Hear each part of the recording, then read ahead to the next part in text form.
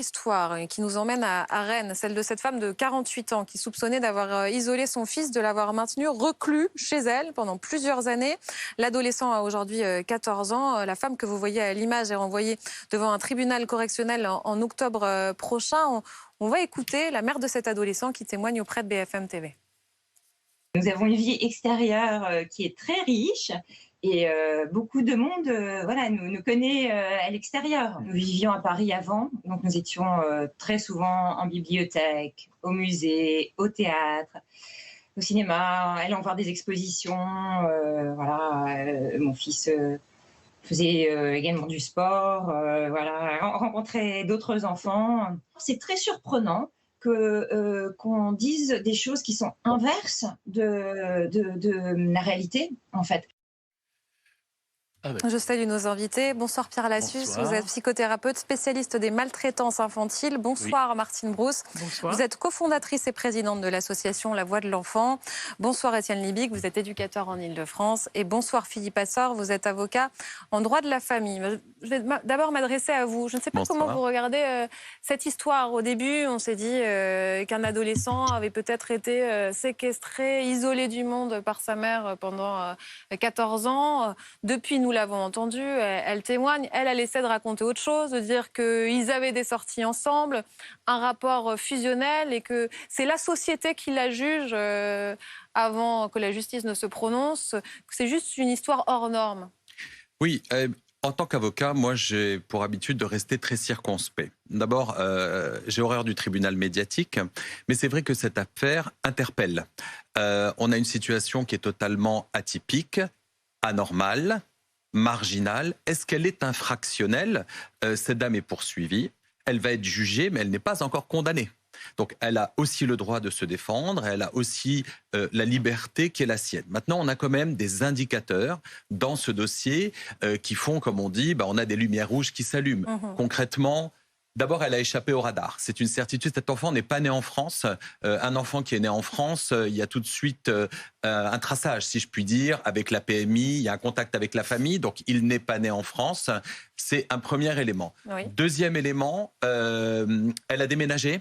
Donc là aussi, elle l'a dit, qu'elle n'a pas toujours vécu à Rennes. Donc a priori, quelles ont été les motivations de ce déménagement? On sait que dans les dossiers de maltraitance, le déménagement fait que vous n'êtes plus en odeur de sainteté là où vous vous trouvez. Troisième élément, il y a clairement un défaut de suivi médical dans ce dossier. Et là, elle a manqué à ses obligations de ce point de vue-là. On doit veiller à la santé, l'éducation, la moralité, la sécurité des enfants. C'est dans le code. Et donc, ce manquement, cette soustraction fait qu'elle est parfaitement poursuivable de ce point de vue. D'ailleurs, je crois qu'elle ne conteste pas que les vaccins ne sont pas à jour. Elle le dit clairement. Elle le dit clairement. Voilà. Après, elle n'a jamais été vaccinée. Voilà, il n'a jamais été vacciné, ou je crois qu'il aurait fait les tout premiers vaccins et encore à vérifier. Donc ça interpelle énormément. Maintenant, il y a quand même deux niveaux. D'ailleurs, elle est poursuivie sur les deux niveaux. On voit bien qu'il y a d'abord la soustraction aux obligations vis-à-vis de l'enfant, et ensuite il y a la privation de soins et la maltraitance, privation de soins et d'aliments. Donc on voit bien qu'on est à deux niveaux. Elle est poursuivie sur les deux niveaux. Donc je pense que de ce point de vue-là, le parquet a essayé de border le dossier, parce que pour la privation de soins et d'aliments, on est sur une infraction avec un caractère intentionnel très fort, ce qui signifie qu'il y a une volonté de la part du parent de porter atteinte à l'intégrité de l'enfant. De ce point de vue-là, elle a déjà commencé à se défendre, et je suis quand même un peu interpellé par différents indicateurs, moi aussi en tant que professionnel de justice. L'affaire remonte à juillet 2022, on est quand même en mai 2023, donc il s'est passé quasiment un an. Je note qu'elle n'est mise en garde à vue qu'au bout d'un an. On ne va pas me faire croire que l'enquête préliminaire a duré aussi longtemps. Donc on a peut-être un petit dysfonctionnement que les gens ont du mal à réaliser. Je suis ravi de pouvoir le dire aujourd'hui. Entre le moment où on a un parquet qui va s'intéresser, d'ailleurs, sur signalement de l'hôpital, il n'y a personne qui est allé porter plainte de quoi que ce soit. Donc on voit qu'il y a un signalement, et le temps de réponse judiciaire qui est particulièrement long et surprenant. Ça, c'est d'une part. Deuxièmement, elle est mise en garde à vue et elle sort libre sous contrôle judiciaire. Donc là aussi, ça interpelle. Donc, pourquoi ça interpelle? Ça interpelle parce que si c'était si grave, la mise en détention aurait pu être ordonnée. Elle n'est pas avec son fils, il a été placé. Ah oui, mais enfin, l'infraction, si elle est consommée, elle est suffisamment grave pour qu'on considère que cette personne... Que risque-t-elle aujourd'hui? Elle risque, alors très clairement, 7 ans d'emprisonnement, jusqu'à 7 ans d'emprisonnement et jusqu'à 100 000 € d'amende, qui est l'infraction la plus importante sur la privation d'aliments et de soins. Sur l'autre infraction, elle ne risque que, entre guillemets, jusqu'à 2 ans d'emprisonnement et 30 000 € d'amende. Donc concrètement, je ne sais pas sur quel terrain va se situer le tribunal. On voit qu'il y en a plusieurs. Voilà. Et on va justement écouter quand elle répond aux questions qui concernent l'éducation de son enfant. Elle a éduqué elle-même. Est-ce que c'était suffisant? J'ai découvert, quand il était tout petit, un mode d'apprentissage que je ne connaissais pas, qui est celui des apprentissages autonomes, où effectivement, je lui ai dans un premier temps fourni pas mal de matières équivalentes aux matières scolaires. Il sait très très bien lire, par exemple. Et dans un deuxième temps, en fait, il s'est approprié les chemins de connaissances, si je puis dire, avec ce magnifique outil qui est Internet, par exemple. Il va faire ses recherches lui-même. Évidemment, je suis toujours là pour l'étayer, mais d'autres personnes aussi. On me fait souvent la remarque qu'il a une très bonne élocution, un très bon niveau de langage, qu'il est très à l'aise en dialogue. J'espère que mon fils va sortir bientôt et récupérer sa vie, parce que là, on lui ampute sa vie au présent, et j'ai très peur aussi pour son avenir, du coup, parce qu'il avait quand même beaucoup de projets d'avenir, et là, tout est mis à l'arrêt, c'est très difficile. On l'entend à la fois sur l'éducation qu'elle a donnée à son enfant et puis sur le sort de son enfant actuellement qui est placé. En gros, comment sait-on quel est le meilleur aujourd'hui pour cet enfant? Il y a d'une part, moi je pense que quand j'entends cette mère, je me dis pourquoi elle s'est soustrait à tout ce qui était légal. Enfin, il y a des familles aujourd'hui qui, en effet, font le choix de donner eux-mêmes une scolarisation à leur enfant, mais ils demandent une dérogation. Elle ne vaccine pas son enfant. Elle ne demande pas de dérogation. Elle est tout le temps hors des clous dans ce qu'elle dit, et ça ressort. Hier soir, quand elle a été interviewée par une de vos journalistes, elle n'a parlé que du square, comme si elle ne parlait de cet adolescent que comme d'un petit enfant qu'elle s'est approprié. Et là, je laisserai mon ami Pierre Lassus en parler. Mais je crois que c'est quelqu'un quand même, de toute façon, qui a extrait son enfant de la vie de tout enfant. Tout enfant a le droit à son enfance. Or, l'enfance, c'est avec des copains, des copines, avec la famille. Nous, ce qui nous choque depuis hier soir à la Voix de l'enfant, c'est que, je vous ai dit, on va se constituer partie civile. Oui, mais il n'y a pas d'instruction. Il la renvoie dès octobre devant le tribunal correctionnel. Eh bien, comme l'a souligné notre avocat ici présent, ça fait presque 1 an. Elle n'est mise en examen que maintenant. Qu'est-ce qu'il y a eu comme enquête? Est-ce qu'il y a eu des expertises la concernant? Où en sommes-nous? Quelle relation affective et au-delà même il y a eu entre cet enfant et cette mère, puisqu'elle l'a soustrait à tout, et elle, sa vie, c'est quoi? Qu'est-ce qu'elle a eu comme vie? Je voulais qu'on parle de l'enfant. Comment s'occuper de lui aujourd'hui? Il est placé, mais peut-être, dit-il, je serai mieux avec ma mère. Comment bien l'accompagner? Oui, alors, probablement qu'il dit qu'il serait mieux avec sa mère, parce que vous savez, dans des situations comme celle-là, on pense tout de suite à une emprise. C'est pour ça d'ailleurs que la petite fille abusée sexuellement par son père dit « Oh mais j'aime beaucoup mon papa », forcément, puisqu'elle est prise dans un jeu extrêmement pervers d'emprise. Alors, je ne dis pas ça pour la situation en question. Mais le problème, c'est qu'on ne peut pas se fier à ce que dira ou voudra cet enfant, puisque, comme vient de le dire Martine, il a vécu en dehors de tous les critères. Et moi, ce qui me frappe, c'est qu'on a tendance, il faut qu'on se méfie, à parler de la maman. Et maître, vous avez tout à fait raison de parler en effet de la défense de ses droits. Mais moi, ce qui m'intéresse, c'est ce qui s'est passé avec cet enfant. Et où il en est aujourd'hui, cet enfant. Est-ce qu'il a pu construire quelque chose d'une personnalité suffisamment bonne, à peu près, ou bien est-ce qu'il est dans une situation d'emprise et qu'il est complètement dans une situation de dépendance parce qu'il appartenait à sa mère. C'est pour ça que je dis toujours, il faudra arrêter de dire est-ce que vous avez des enfants, verbe avoir, pour dire est-ce que vous êtes parents. Être parent, c'est pas la même chose qu'avoir des enfants. Et j'ai pas l'impression que cette dame, mais je ne sais rien, je juge pas la situation. Mais si on est parent, on fait tout, on met tout en place pour que l'enfant ait une vie riche et une vie, entre guillemets, normale. Or là, on a quand même l'impression qu'il était un peu mis à part. Mais je ne juge pas sur le fond. Mais à mon avis, l'interrogation devrait porter d'abord sur l'enfant. Et c'était d'ailleurs pourquoi je vous interrogeais dessus. Puisqu'on s'interroge d'abord, on se demande comment il peut se reconstruire, dans quel état il est aujourd'hui. Évidemment, on ne sait pas. Nous n'avons aucune de ces informations, mais c'est intéressant. Vous disiez, attention, parfois dans certaines histoires, l'enfant appartient aux parents. Voilà. Il y a une possession. Une possession. D'ailleurs, presque, on pourrait même parler d'une possession au sens, je dirais, presque religieux du terme. On est dans un système d'emprise tel que c'est le diable, n'est-ce pas? C'est un de mes bons amis qui a malheureusement disparu dans l'année avait écrit un truc sur Dracula, n'est-ce pas? Il comparait les maltraitants, les familles maltraitantes à Gérard Lopez, à Dracula. Voilà, c'est une emprise. Je vois que ça vous fait réagir. On a un vrai problème avec les questions de maltraitance familiale en France, c'est-à-dire qu'il y a une dénégation. Et je le disais tout à l'heure, quand on est éducateur, assistante sociale, psy, notre premier sujet, c'est les maltraitances familiales à enfants. On est sans arrêt confronté à cela, sans arrêt. Que ce soit les questions d'inceste, que ce soit les questions de pression familiale insupportable sur les enfants, les maltraitances physiques, on est sans arrêt confronté. Dès qu'on sort un petit peu de ce petit monde qui travaille avec des enfants, ça n'existe plus. On n'en parle plus. On nous parle des maltraitances aux chiens, on nous parle de tas de trucs, mais plus jamais de la maltraitance aux enfants. Or, c'est un véritable sujet très important. Moi, je vais vous dire, j'ai travaillé avec des jeunes filles anorexiques. À 35 kilos, le médecin disait « Maintenant, c'est terminé, on va te nourrir de force ». Parce qu'à 35 kilos, la jeune fille, elle perdait tous les moyens physiologiques qui lui permettaient de survivre. Elle avait plus de règles, elle avait plus de vie, elle n'arrivait plus à penser. C'est-à-dire que sa pensée était confuse. Là, on est devant un môme, un ado qui fait 27 kilos.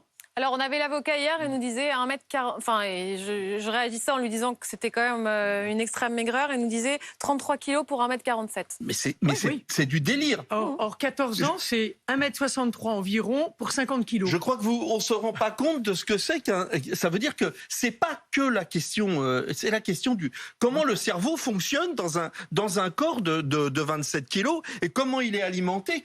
En fait, ça veut dire qu'il y a des carences multiples en tout.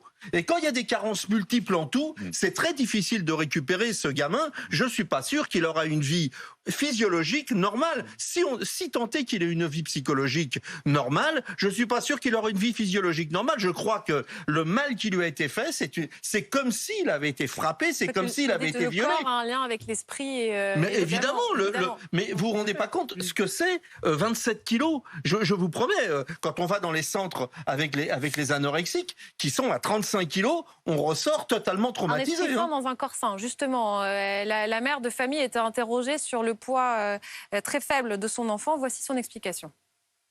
Je confirme que mon fils est de morphologie fine, comme je l'étais moi-même étant petite.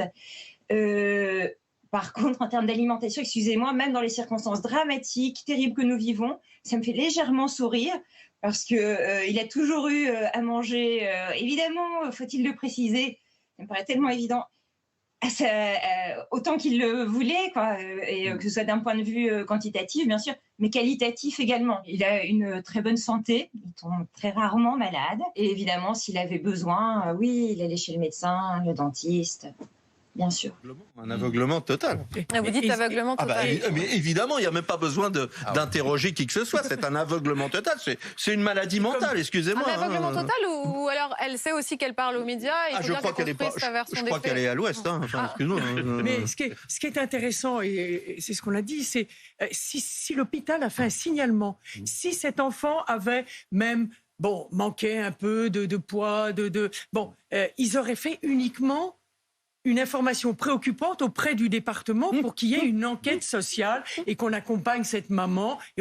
Or là, l'hôpital saisit immédiatement le procureur et demande une mise à l'abri. Il a eu peur. Donc voilà, donc c'est que quand même l'enfant présentait, quand il est arrivé à l'hôpital, des troubles beaucoup plus importants que ce que nous décrit cette mère. Il y a plein de questions qu'on se pose et on ne connaît pas tout. Mais je vais quand même, puisqu'on se demande jusqu'où va l'emprise, à quel point, par exemple, a-t-elle pu être calculée? On parle d'un enfant qui est né à l'étranger. Alors, on ne sait pas s'il y a un père dans cette histoire, puisque un des avocats dit qu'il est né de père inconnu. Je pense quand même que cet élément est important. C'est important de savoir s'il y a un père... J'ai envie de dire, ça c'est en termes de filiation. Mais en termes d'organisation, ce serait quand même une injure à toutes les femmes qui élèvent seules des enfants. Donc là, pour le coup, ou alors... Non, je ne parle pas de ça. Je dis juste que, puisqu'on parle peut-être d'un parent qui avait une envie de posséder son enfant, donc oui. de le considérer presque comme une chose. Alors, vous conviendrez que c'est beaucoup plus facile quand on est seul. Je comprends. Le père. Voilà, oui, alors là aussi, moi j'ai horreur des procès d'intention. Là, pour le coup, je peux entendre parfaitement, et j'entends mieux ce que vous voulez dire là. En réalité, c'est qu'elle avait le projet de concevoir un enfant qui serait sa chose et dont elle ferait ce qu'elle voudrait. Je crois que là, c'est aller peut-être un petit peu loin par rapport à ça. Après, d'abord, manifestement, elle n'a qu'un enfant. Donc, elle ne sait pas comment elle allait réagir. C'est quand même les enfants qui font de nous des parents. Donc, elle ne pouvait pas anticiper sur ça. Après, la relation qui naît avec un enfant, c'est au moment où l'enfant paraît que le lien va se créer. Et c'est vrai que je vous rejoins en termes... Je vois que ça réagit beaucoup à ma Oui, je vois bien. Alors, en termes d'indicateurs, et on a tous réagi ici sur le plateau, on voit que le discours est très lisse. Voilà. Et ça, c'est un élément préoccupant. C'est un élément préoccupant. Pourquoi ? Parce qu'en fait, elle est complètement mise en cause. On pourrait s'imaginer qu'elle pourrait être plus dans la panique, peut-être un petit peu plus confuse, peut-être plus révoltée d'ailleurs, puisque finalement, on lui a retiré son enfant manu militari, de ce point de vue-là. Et je vous rejoins, madame, la gravité du signalement et de l'état de cet enfant ont fait qu'ils n'ont pas tergiversé, n'ont pas attendu 11 mois pour le placer. Exactement. Et voilà, mais là, on voit que le discours est assez lisse. Elle sort de garde à vue, donc elle vient de passer 3 jours isolée du monde, et c'est ce qui fait qu'on est d'ailleurs sur ce plateau dans cette actualité brûlante. Et elle a quand même un discours très lisse, très polissé, en fait comme si elle voulait donner le change. Et ça, c'est vrai que d'un point de vue juridictionnel, c'est quand on est devant un tribunal, ça passe assez mal parce que nous sommes tous des êtres humains avec nos aspérités, nos colères, nos vraies vies. Et là, je vous rejoins aussi, monsieur, on voit bien qu'elle est complètement décalée et il y a une forme de déni de la réalité dans un monde enchanteur où elle a été finalement une mère modèle. Je vais vous donner la parole puisque vous réagissez physiquement. Non, ce que je voulais dire, c'est que peu importe, en réalité, les intentions de madame. Moi, c'est pas mon problème. C'est le problème du juge, c'est le problème de la justice pénale, etc., etc. Moi, je n'entre pas là-dedans. C'est le résultat qui compte. Comment va cet enfant ? Où en est-il ? Que madame l'ait fait exprès, ait voulu et programmé la possession, c'est pas mon problème. Je ne nie pas que ça soit un problème sociétal, parce qu'il faut pouvoir sanctionner. Mais moi, c'est pas mon problème. Mon problème, c'est comment il va, cet enfant. Et c'est ça le plus important. Peu importe l'intention, parce que, pardonnez-moi, juste une seconde, le nombre de situations que j'ai vues où on n'a pas protégé un enfant au motif que madame ou monsieur, vous savez, ils vont pas bien dans leur tête, c'est pas de leur faute, ils voulaient pas faire de mal. Mais oui, mais le mal, il est fait. Et c'est trop tard, comme disait notre collègue, à partir d'un certain niveau, d'où l'intérêt et l'importance fondamentale de la prévention précoce. Parce que maintenant, il a 14 ans, et comme vous le disiez, c'est très, très, très tard, et je doute qu'il puisse récupérer les moyens de s'assumer comme adulte suffisamment compétent, suffisamment en relation avec le monde. C'est trop tard, mais elle a fait tout pour que ça soit trop tard. Mais je ne sais pas, et je ne veux pas savoir si elle a fait exprès ou pas exprès, ou si effectivement, comme on le dit, on peut le supposer. On dit comment ça peut être possible. Mais, et notre inquiétude par rapport aux questions posées là, c'est la précipitation de la convoquer devant une cour correctionnelle au mois d'octobre, alors qu'on sait qu'en plus, entre deux, il y a des vacances judiciaires et autres.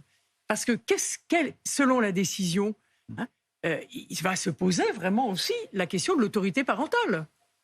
Parce que cet enfant, cet adolescent qui n'est plus, qui est peut-être dans, je ne sais pas, en effet, dans sa tête, est-il encore un enfant? Parce qu'elle semble avoir quand même, dans les quelques propos qu'elle nous donne, l'image physique, fait grandir dans cette culture d'enfant. Mais nous, on est préoccupés, la voix de l'enfant, justement, dans cette protection de cet adolescent. Il va falloir qu'il, s'il peut se reconstruire, il va falloir prendre des décisions qui ne vont peut-être pas aller dans le sens de ce que réclame déjà cette mère, qu'on lui rende son enfant, elle le dit. Et qu'est-ce qui devient ? Mais peut-être d'aller jusqu'au bout d'une décision de le protéger. Et nous, la rapidité, sans instruction, nous inquiète parce que nous pensons qu'il y aura un manque d'éléments pour et en me tournant toujours Oui, vous trouvez que la procédure est mal faite, que c'est pas, que ça aurait pas dû se passer comme ça. Quand même, j'ajoute un élément, puisque l'avocat et la mère s'exprimaient tout à l'heure sur BFM TV. Ils disent aussi que l'enfant, depuis qu'il est placé, est maltraité, racketté. Il faut savoir que quand on est éducateur, par exemple, et qu'on doit prendre une décision de placement, c'est horriblement douloureux. Séparer un enfant de sa famille, c'est une horreur. Le mettre dans un lieu clos où en plus ce gamin, il n'a jamais croisé personne, donc il va souffrir le martyre. C'est l'enfant sauvage.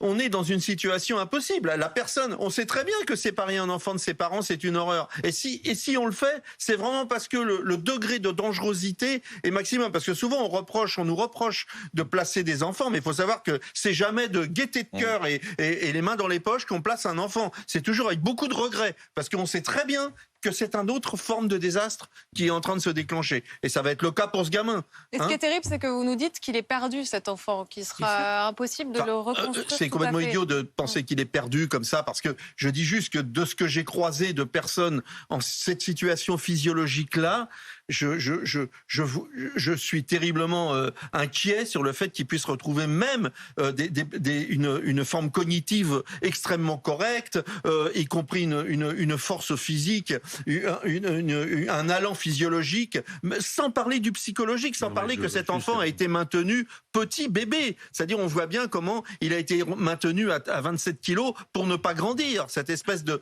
désir d'avoir toujours ce bébé avec soi. Donc là, alors psychologiquement, c'est peut-être des psys feront du excellent travail, mais physiologiquement, les vitamines C, ça suffira pas. Je vous donne le mot de la fin. Non, je voulais dire simplement qu'en effet, il ne faut pas perdre de vue, les études cliniques le montrent, que la structuration psychique d'un sujet se fait... Allez, à 3-4 ans, c'est terminé. Donc, je ne sais pas ce qu'a vécu cet enfant dans cet enfermement avec sa mère, entre guillemets, je mets mère entre guillemets, sa génitrice, on va dire, mais je doute qu'il ait eu suffisamment de nourriture psychique pour pouvoir se construire une personnalité à peu près compétente dans le monde tel qu'il est. Merci à tous les quatre d'avoir été avec nous ce soir dans BFM Story. On se retrouve dans un